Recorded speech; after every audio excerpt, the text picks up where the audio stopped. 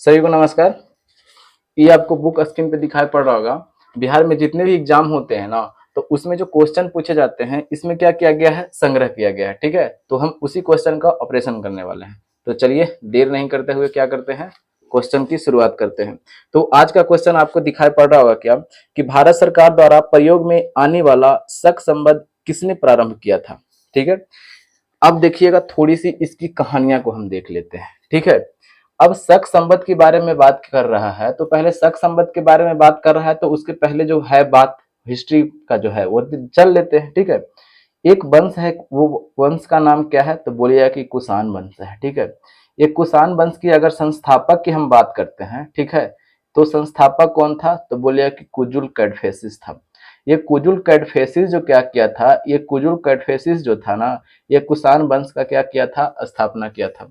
ये कुषाण वंश क्या था, ये कुषाण वंश एक यूची कबीला से संबंधित था। कबीला मतलब समझते हैं, कई व्यक्तियों का एक समूह होता है, उसी को हम लोग क्या बोलते हैं, तो कबीला बोलते हैं। ठीक है, ये कौन कबीला से संबंधित था, तो कहिए कि यूची कबीला से। कभी कभी ये भी पूछ दिया जाता है। ठीक है, इस वंश के संस्थापक कौन थे, तो बोलिए कि कुडुल कुजुल कैडफेसिस थे। ठीक है, अब इनका बेटा बनता है, इनकी मृत्यु के बाद में इनका बेटा बनता है, उस बेटे का नाम क्या है, तो कहिए कि बीम कैडफेसिस।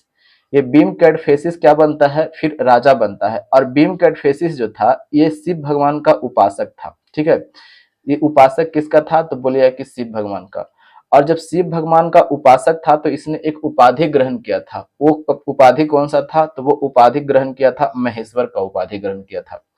और देखिएगा ये जो क्षेत्र आप देख रहे हैं ना, इस क्षेत्र पर क्या किया था, कि ये पंजाब और तक्षशिला के कुछ क्षेत्र पर क्या किया था, ये आक्रमण करके यहाँ पे अधिकार जमा लिया था। ये कौन, भीम कटफेसिस किया था ऐसा।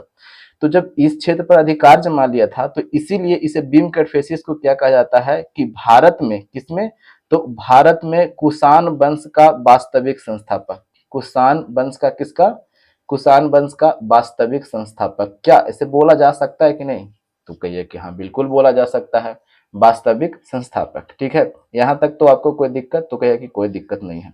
फिर इसके बाद में इसकी मृत्यु हो जाती है, और इसकी मृत्यु के बाद इसका उत्तराधिकारी कौन बनता है, तो बोलिए कि यही कनिष्क बनता है। ठीक है, अब ये कनिष्क बनता है, और ये कनिष्क जो है, ये कुषाण वंश का सबसे विख्यात शासक है। ठीक है, इसी के चलते क्या होता है, कि कुषाण वंश का नाम इतिहास के पन्नों में दर्ज हो जाता है।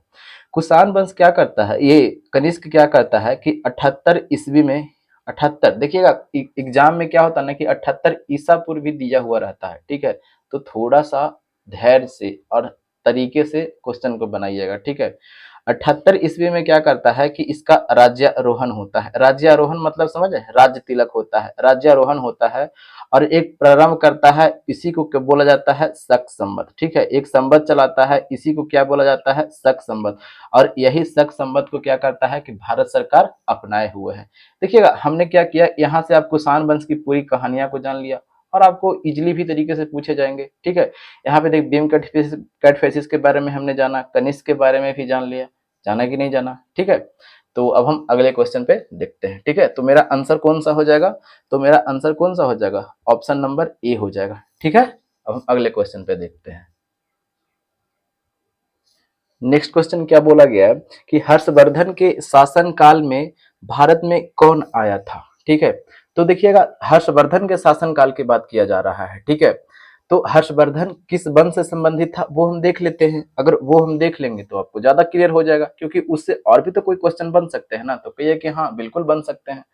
तो ये हर्षवर्धन जो था, ये पुष्य एक भूति वंश था। ठीक है, ये पुष्यभूति वंश था। ये पुष्यभूति वंश के संस्थापक कौन थे, तो इसी का नाम पे ही पड़ जाता है, पुष्यभूति के नाम पे ही क्या पड़ जाता है, ये पुष्यभूति वंश पड़ जाता है। ठीक है, पुष्यभूति के नाम पे ही, और संस्थापक इसका यही था। ठीक है, इसका बेटा कौन था, तो इसका बेटा कौन था, प्रभाकर वर्धन। ठीक है, ये प्रभाकर वर्धन इसका बेटा था, और इसी को क्या, इसी के नाम से पुष्यभूति, इसी के शासन काल के अंतर्गत में क्या होता है, कि पुष्यभूति वंश जो है, इसका नाम थोड़ा सा खिलता है। ठीक है, अब इसका दो बेटा और एक बेटी थी। ठीक है, इसका एक बेटा का नाम क्या था, तो एक बेटा का नाम था राज्यवर्धन। ठीक है, एक बेटा का नाम क्या था, तो कहिए कि राज्यवर्धन। और दूसरा बेटा जो था, उसका दूसरा बेटा का नाम क्या था, तो कहिए कि हर्षवर्धन। ठीक है, और एक बेटी जो थी, ये बेटी का नाम क्या था? तो इस बेटी का नाम था राजश्री। ठीक है, ये राजवर्धन जो था ये बड़ा बेटा था, और आपको सभी को पता है कि जब ये प्रभाकर वर्धन का मृत्यु होगा तो बड़ा बेटा ही राजा बनेगा।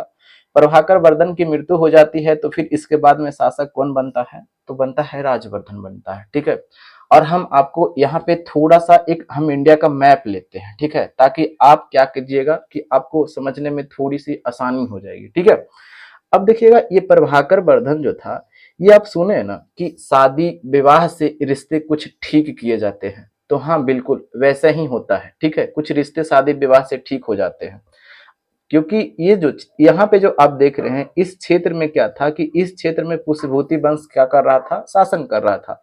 और यहीं पे बिहार और यूपी, पूर्वी यूपी की बात करते हैं, यहीं पे की बात है, तो यहाँ पे कौन सा वंश था? तो यहाँ पे था मौखरी वंश। ठीक है, ये मौखरी वंश की राजधानी कहाँ थी? तो ये मौखरी वंश की राजधानी थी कन्नौज। ठीक है, और कन्नौज का एक शासक था, कौन था? ग्रह बर्मन। ठीक है, ये ग्रह बर्मन था। ठीक है, और ये ग्रह बर्मन से राजश्री का विवाह कर देता है, कौन? तो इसका पिताजी करेंगे।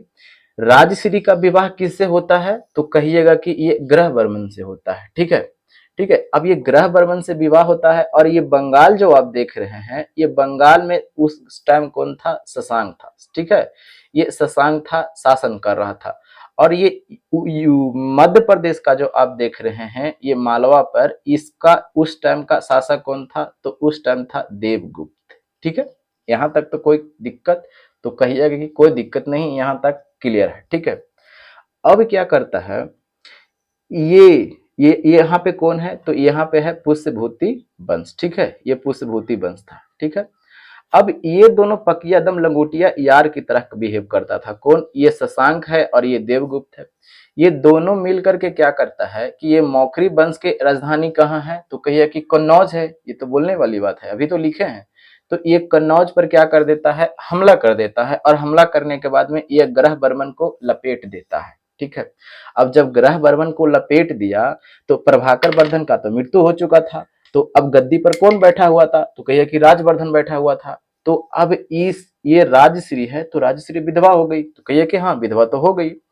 तो अब ये ग्रह बर्मन को जब मृत्यु हो जाता है, तो अब ये राजवर्धन जो है अपने जीजा की हत्या जो हुआ था उसका बदला लेने के लिए ये कहाँ आक्रमण कर देता है? तो ये आक्रमण कर देता है ये देवगुप्त पर। ठीक है, और देवगुप्त को ये लपेट देता है, कौन लपेट देता है? यही राजवर्धन। ठीक है, ताकि हम उसको जो हमारे ये इसके जो पति कौन था? ये ग्रह बर्मन को तो मार दिया था, तो इसका बदला लेने के लिए राजवर्धन इसको लपेट दिया, देवगुप्त को लपेट दिया। ठीक है, अब इसका लंगोटिया यार कौन था? ये शशांक था। ठीक है, अब ये शशांक धोखे से राजवर्धन को लपेट दिया। ठीक है, देखिएगा थोड़ा सा यहाँ समझने वाली बात है। अब शशांक किसको लपेट दिया? तो राजवर्धन को लपेट दिया। तो अब तो यहाँ से तो राजवर्धन का मृत्यु हो गया, तो अब उसके बाद में छोटा बेटा राजा बनेगा। तो छोटा बेटा का मात्र उम्र अभी कितना है? तो 16 वर्ष है। ठीक है, सिर्फ और सिर्फ 16 वर्ष है, और 16 वर्ष में क्या होता है कि ये राजा बनता है, और राजा बनने के साथ में ही ये प्रण ठानता है कि हम शशांक को क्या कर देंगे? लपेट देंगे। ठीक है, तो यही हर्षवर्धन क्या करता है कि ये शशांक को अब लपेट देता है। ठीक है, और शशांक को लपेट देता है, तो फिर उसके बाद में अब देखिएगा यहाँ पे मौखरी वंश का जो राजा था ग्रह बर्मन भी चला गया, तो यहाँ पे भी तो कोई शासन करने वाला राजा, कोई शासक अच्छा था नहीं। तो अब उसकी बहन ही बची हुई थी राजश्री। अब ये राजश्री की सहायता के लिए क्या करता है कि इस पुष्यभूति वंश की राजधानी की अगर बात करते हैं तो इसका राजधानी कहाँ था? तो ये थानेश्वर था। ठीक है, कभी कभी ये भी पूछ दिए जाते हैं। अब ये क्या करता है कि ये अपनी राजधानी को बदल करके कहाँ कर लेता है? तो ये कन्नौज कर लेता है। ठीक है, कौन कर लेता है? कहाँ कर लेता है? तो कन्नौज कर लेता है, अपनी राजधानी को बदल करके कन्नौज कर लेता है। ठीक है, ताकि हम उसके राजपाठ में क्या कर सके? सहयोग कर सके। हर्षवर्धन ऐसा अपनी सहूलियत के लिए करता है। ठीक है, अब देखिएगा, अब इसका जो इसके बारे में जो हम पढ़ने के लिए हमें क्यों आया है हर्षवर्धन के लिए, कि तो कुछ अच्छा काम किया होगा, जरूर अच्छा काम किया है। ठीक है, अब इसके बारे में बात करते हैं, तो इसके दरबार में एक चीनी यात्री आया था। ठीक है, यही क्वेश्चन आपको पूछा गया है, तो चीनी यात्री का नाम क्या था? तो देखिएगा यहाँ पे ह से है, तो वहां पे हेन सॉन्ग जो आप देख रहे हैं ना, हेन सॉन्ग, ये हेन सॉन्ग किसके दरबार में आ रहा है? तो हेन सॉन्ग हर्षवर्धन के दरबार में आता है। ठीक है। ये हेन सॉन्ग किसके दरबार में आता है? तो हर्षवर्धन के दरबार में आता है। अगर हम हर्षवर्धन के बारे में बात करते हैं तो हर्षवर्धन का एक और नाम था, उसका अगर बात करते हैं तो उसका नाम था शिलादित्य, ठीक है। ये शिलादित्य की अगर बात किया जाए तो कभी कभी ये भी पूछ दिए जाएंगे कि शिलादित्य एक और नाम किसका था? तो शिलादित्य जो नाम था किसका? तो ये हर्षवर्धन का नाम था, ठीक है। अब इसके दरबार में एक व्यक्ति रहते थे, वो काफी विख्यात व्यक्ति थे, बाण भट्ट, ठीक है। ये बाण भट्ट के बारे में आप जानते होंगे, ठीक है। ये बाण भट्ट ने एक पुस्तक लिखा था, कौन? हर्षचरित। तो कभी कभी ये भी पूछ दिए जाते हैं कि हर्षचरित के लेखक कौन है? तो हर्षचरित के लेखक कौन है? तो हर्षचरित के लेखक बाण भट्ट है, ठीक है। अगर अगर एक हम बात करते हैं कि हर्षवर्धन ने भी कुछ पुस्तकें लिखी थी, ठीक है। उस पुस्तकें की बात करते हैं तो ये लिखा था प्रियदर्शिका, ठीक है। एक पुस्तक का नाम क्या था? तो प्रियदर्शिका था। फिर एक और पुस्तक की बात करते हैं तो एक और पुस्तक क्या था? रत्नावली था। फिर एक और पुस्तक की बात करते हैं तो एक और पुस्तक क्या था? नागानंद था, ठीक है। देखिएगा, इतने सारे क्वेश्चन आपको एग्जाम में रेगुलर पूछे जाते हैं, ठीक है। अब क्या हो गया कि इससे आपको कॉन्सेप्ट भी क्लियर हो गए और रिवीजन भी होता चला गया, ठीक है। तो चलिए अब हम अगले क्वेश्चन पे चलते हैं। नेक्स्ट क्वेश्चन क्या बोला गया है कि सारनाथ में किस सम्राट का स्तंभ है, ठीक है। अब ये सारनाथ आपको दिखाई पड़ रहा होगा, आपको बोर्ड पे लिखा हुआ, ठीक है। सारनाथ के बारे में जो कहा इस जो और भी इतिहास में जो बातें हैं वो हम आपको बताते चलते हैं, ठीक है। सबसे पहले सारनाथ की अगर बात करते हैं तो भगवान बुद्ध जो थे, ये भगवान बुद्ध ने प्रथम उपदेश यहाँ पे दिया था, ठीक है। प्रथम उपदेश अगर देने की बात करते हैं तो प्रथम उपदेश कहाँ दिया था? तो यही सारनाथ में दिया था, ठीक है। ठीक है। अब ये सारनाथ में एक स्तंभ है, ठीक है। एक स्तंभ है, इस स्तंभ को किसने बनवाया था? तो ये स्तंभ को अशोक ने बनवाया था। जो मौर्य सम्राट का राजा कौन था? ये मौर्य सम्राट का राजा कौन था? ये अशोक था। इसी ने क्या किया था कि ये सारनाथ में एक स्तंभ बनवाया था। अगर सारनाथ की अगर बात करते हैं तो ये सबसे पुराना स्तंभ है, ठीक है। सबसे पुराना स्तंभ अगर पूछा जाएगा, ठीक है। सबसे पुराना स्तूप की अगर बात करते हैं, स्तूप, ठीक है, स्तूप की अगर बात करते हैं तो यही कहाँ है? सारनाथ में पड़ता है, ठीक है।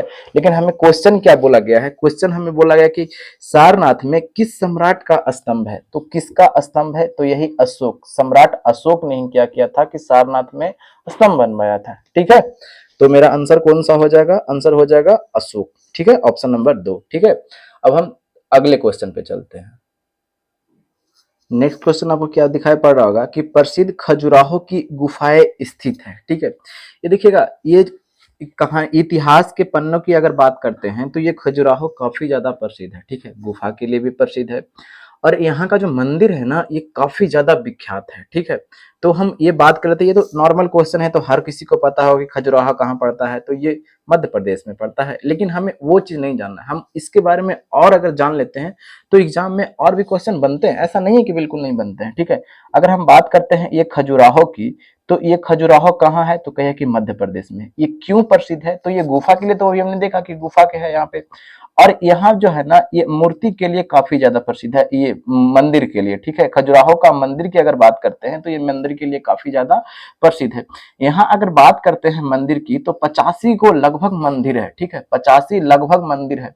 तो कहिए कि क्या किस किस धर्म को ये प्रदर्शित करता है? तो अगर प्रदर्शित की बात करते हैं तो एक जो धर्म है वैष्णव है, ठीक है।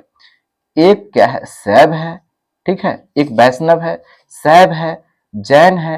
ये जो धर्म आप देख रहे हैं ना, यहाँ धर्म के, ये वैष्णव के भी आपको मंदिर मिलेंगे, शैव को भी मिलेंगे और जैन धर्म से है। अब एक और है शाक्त, ठीक है। ये शाक्त जो आप देख रहे हैं ना, इसका क्या मिलेगा आपको? खजुराहो में मंदिर मिलेगा। और इसी 85 को की अगर बात करते हैं तो इसमें सर्वाधिक महत्वपूर्ण की बात करते हैं, सर्वाधिक की अगर बात करते हैं तो इसमें कंदरिया महादेव का मंदिर है। कंदरिया महादेव का एक मंदिर है, ठीक है। ये कंदरिया महादेव का मंदिर सबसे ज्यादा विख्यात है। अगर बात करते हैं कि कंदरिया महादेव मंदिर का निर्माण किसने करवाया था, तो अगर निर्माण की अगर बात करते हैं तो इसका निर्माण किसने करवाया था? तो विद्याधर ने करवाया था, ठीक है। लेकिन एक क्वेश्चन आपको यहाँ पे और बन जाते हैं कि खजुराहो का जो मंदिर है इसका निर्माण किस चीज से किया गया है। तो इसका निर्माण की अगर बात करते हैं तो इसका निर्माण किया गया है ग्रेनाइट से। ठीक है, किस चीज से? ग्रेनाइट से। और किससे? लाल बलुआ पत्थर से। किससे? तक ग्रेनाइट से और लाल बलुआ पत्थर से। ये क्वेश्चन आपको पूछे जाते हैं, बार बार पूछे जाते हैं। अगर बात करते हैं कि ये जो खजुराहो का मंदिर है किसने बनवाया था, तो चंदेल के राजाओं ने बनवाया था। चंदेल के राजाओं ने बनवाया था। ठीक है, यहां तक देखिएगा एक क्वेश्चन आपको दिखाई दिया स्क्रीन पे, और उससे जितने क्वेश्चन लगभग बन रहे थे ना वो हमने क्या कर दिया, आपके सामने पड़ोस दिया। ठीक है, और आप जिनको खाना रहेगा वो खाइएगा। ठीक है, ठीक है। अब हम क्वेश्चन की ओर आगे बढ़ते हैं, तो हम अगले स्लाइड पे चलते हैं। अगला क्वेश्चन आपको दिखाई पड़ेगा। नेक्स्ट क्वेश्चन आपको दिखाई क्या पड़ रहा होगा कि निम्नलिखित में से कौन सा एक अन्य तीनों के समसामयिक नहीं था। यानी जो 4 गो विकल्प दिया गया है, जो एक विकल्प उस समय का नहीं था उसके बारे में बताया गया है। ठीक है, तो चलिएगा पहला ऑप्शन आपको दिखाई पड़ रहा होगा, ये बिंबिसार के बारे में देख लेते हैं। ठीक है, ये बिंबिसार जो था ये क्या था, ये हर्यक वंश का संस्थापक था। कौन सा वंश का? तो कहिए कि हर्यक वंश का ये संस्थापक था। ठीक है, और इसने विवाह किया था किससे? तो परसेनजीत की कौन थी? बहन थी। ठीक है, परसेनजीत की बहन से इसने विवाह किया था। तो ये दोनों तो उसी टाइम का है। ठीक है, क्योंकि इसके बहन से ये विवाह कर रहा है कौन? बिंबिसार, तो ये उसी टाइम का है। अगर अब बात करते हैं यहाँ पे एक और ऑप्शन में क्या दिया गया है, गौतम बुद्ध के बारे में दिया गया है। ठीक है, तो गौतम बुद्ध भी इसी टाइम के हैं। ठीक है, कौन? गौतम बुद्ध जो है इसी समय के हैं। बिंबिसार और ये परसेनजीत जो देख रहे हैं और ये गौतम बुद्ध, ये तीनों समसामयिक ही हैं। लेकिन एक आप देख रहे हैं ये मिलिंद उस टाइम का नहीं है। तो बोलिएगा कि ये कौन है भाई, इसके बारे में तो थोड़ा सा बता दीजिए। ये तो ठीक हो गया, आपने बता दिया कि आंसर हो जाएगा। तो ये मिलिंद आपके अब हम आपको बताते हैं क्या कि आपने विदेशी आक्रमण के बारे में जाना है। ठीक है, पहला विदेशी आक्रमण कौन था? तो हिंद यूनानी था। कौन था? हिंद यूनानी था। ठीक है, फिर उसके बाद में कौन था? तो बोलिए कि शक था, या तो उसको सीथियन भी बोला जाता है। ठीक है, फिर उसके बाद में कौन था? तो पार्थियाई था या तो पहलव था। ठीक है, पार्थियाई भी बोला जाता है और पहलव भी बोला जाता है। ठीक है, फिर उसके बाद में कुषाण था। ये सब क्या है? तो कहिए कि ये सब जो है ना ये विदेशी आक्रमणकारी है। तो क्या ये हमारे देश पर आक्रमण किया था? तो कहिए कि हाँ। तो ये हिंद यूनान जो आप देख रहे हैं ना, हिंद यूनान, ये भारत पर सबसे प्रथम बार आक्रमण किया था। कब? तो सबसे प्रथम बार आक्रमण करने वाला कौन था? तो यही हिंद यूनानी था। ठीक है, इसी का एक विख्यात राजा कौन था जो सर्वाधिक इसी को जाना जाता था? वो कौन था? मिलिंद। ठीक है, ये मिलिंद, और इसी को मिनांडर भी कहा जाता है। क्या बोला जाता है? मिनांडर बोला जाता है, इसी को बोला जाता है। ठीक है, अगर बात करते हैं ये हिंद यूनानी की राजधानी कहाँ थी, क्योंकि राजधानी भी तो पूछा जा सकता है, ऐसा थोड़ी नहीं कि नहीं पूछा जा सकता है। तो इसकी राजधानी की बात करते हैं तो इसका राजधानी कहाँ था? तो इसका राजधानी साकल था। ठीक है, यहां तक कोई दिक्कत? तो कहिए कि कोई दिक्कत नहीं है। अगर बात करते हैं कि सर्वप्रथम सोने के सिक्के की अगर बात करते हैं प्रचलन करने वाला, तो सर्वप्रथम सोने के सिक्का का प्रचलन यही किया था। किसने किया था? तो हिंद यूनानी ने किया था, सोने का सिक्का। ठीक है, यहां तक तो आप समझ जाइएगा। ठीक है, अब आपको यहां तक क्लियर हो गया। ठीक है, देखिएगा हमने क्या किया है कि जिससे क्वेश्चन अगर बन रहे हैं तो हमने पूरी तरह से ऑपरेशन कर दिया है क्वेश्चन को, क्योंकि आपको एग्जाम में और भी पूछे जा सकते हैं। ठीक है, तो यहीं तक रखते हैं। ठीक है, और वीडियो अगले जो स्लाइड में आएंगे, अगले पार्ट में आएंगे। ठीक है, तो वीडियो आपको अच्छा लगता होगा तो लाइक एंड सब्सक्राइब कर लीजिएगा, और नहीं किए हैं तो, और अगर कोई सुझाव होगा तो कमेंट बॉक्स में जरूर बताइएगा। ठीक है, तो मिलते हैं अगले वीडियो में, तब तक के लिए हंसते रहिए, मुस्कुराते रहिए, और अपना को ख्याल जरूर रखिएगा। जय हिंद, जय भारत, इनकलाब जिंदाबाद।